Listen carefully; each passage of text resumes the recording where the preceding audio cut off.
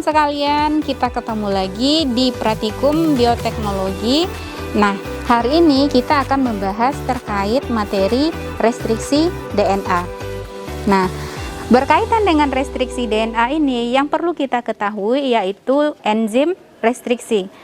Nah, enzim restriksi ini adalah alat yang akan kita gunakan untuk memutuskan segmen-segmen DNA ke dalam fragmen yang lebih kecil yang sesuai dengan apa yang kita butuhkan. Enzim restriksi adalah enzim yang digunakan untuk memotong fragmen DNA pada sekuens spesifik. Dalam kegiatan restriksi, terdapat sekuens pengenalan yang berfungsi sebagai tempat menempelnya enzim restriksi dan memotong pada sekuens tersebut. Cara kerja enzim restriksi adalah dengan memotong ikatan kovalen antara gula dengan fosfat deoksiribonukleotida. Ada dua tipe hasil pemotongan enzim restriksi, yaitu yang pertama, ujung rata atau blunt end. Ujung rata ini terjadi apabila hasil pemotongan terhadap dua utas molekul pada posisi yang sama, sehingga setiap nukleotida memiliki pasangan yang membentuk ujung rata. Yang kedua, ujung kohesif atau sticky end. Ujung kohesif terjadi apabila hasil pemotongan terhadap dua utas molekul dipotong pada posisi yang tidak sama, sehingga ujungnya tidak rata karena ada beberapa utas nukleotida yang menonjol. Enzim restriksi ini memiliki kemampuan untuk berikatan dengan molekul DNA, dan ini akan menyebabkan terjadinya hidrolisis pada ujung 5 aksen dari ikatan fosfodiester molekul DNA. Dengan kehadiran enzim restriksi ini akan menyebabkan terbatasnya perkembangan bakteriopak di dalam sel inang. Nah, terkait bagaimana cara kerja atau prosedur kerja restriksi DNA akan diperagakan oleh Maitesha Octavioni. Hai, saya Maitesha Octavioni. Pada kesempatan ini akan menjelaskan prosedur pelaksanaan restriksi DNA. Adapun bahan yang digunakan, pertama ada DNA plasmid yang belum terrestriksi. Selanjutnya enzim restriksi, di mana yang kita gunakan adalah enzim BG3. Selanjutnya buffer restriksi, kemudian air atau water. Selanjutnya ada tubes 0,2 mili, tip, dan mikropipet.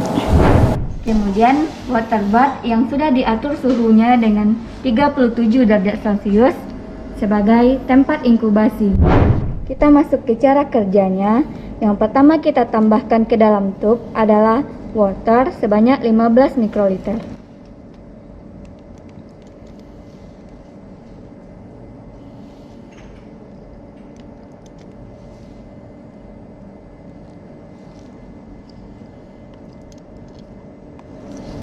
Kemudian ditambahkan buffer enzim restriksi sebanyak 2 mikroliter.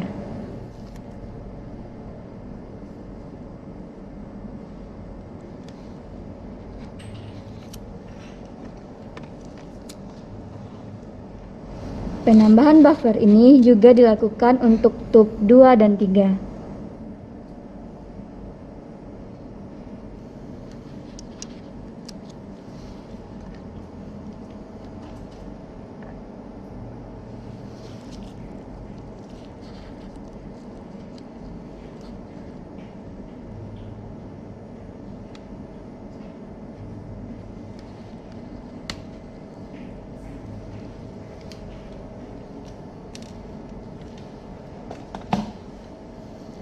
Nah, selanjutnya yang ditambahkan adalah enzim sebanyak 1 mikroliter.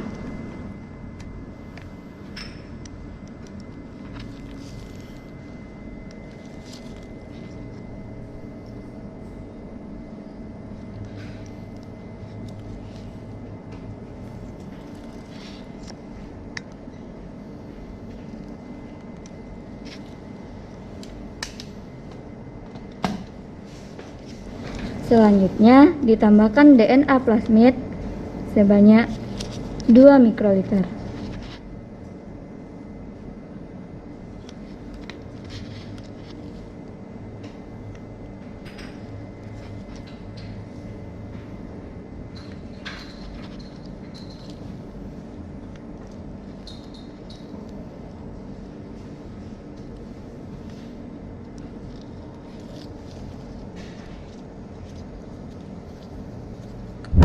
Nah, ini tub yang telah berisi komponen koktail reaksi restriksi. Tub ini selanjutnya akan kita inkubasi di suhu 37 derajat Celcius selama 20 menit.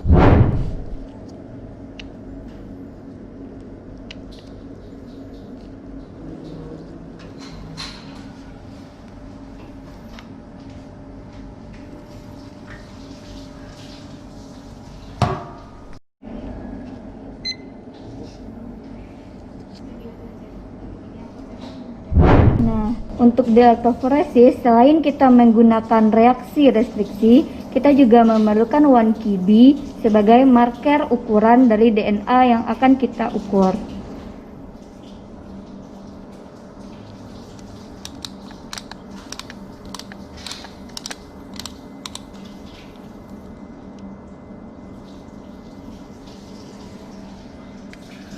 Pada lens 1 di well kita isi dengan marker 1 Kb.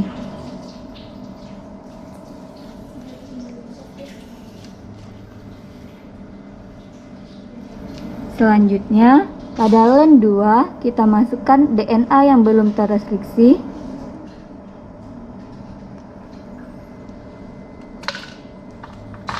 Kemudian pada lens 3, 4, dan 5 adalah reaksi restriksi sebelumnya.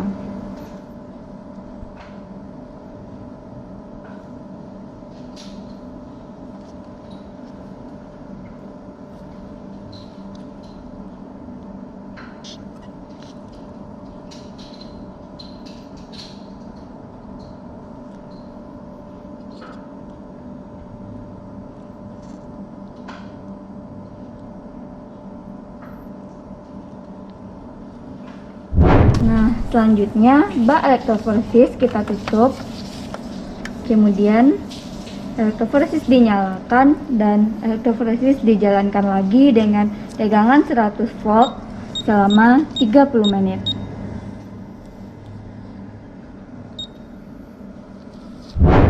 Setelah 30 menit, gel agaros kita visualisasikan lagi dengan gel documentation system yang dipapari dengan sinar UV. Nah, gel yang telah di elektroforesis selanjutnya kita letakkan di dalam gel documentation system. Posisi gel kita atur. Kemudian dipapari dengan sinar UV.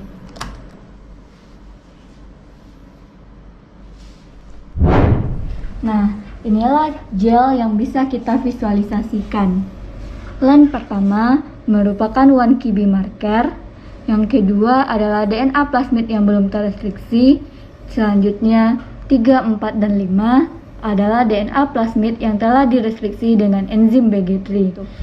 Demikian prosedur pelaksanaan restriksi DNA yang telah kita lakukan.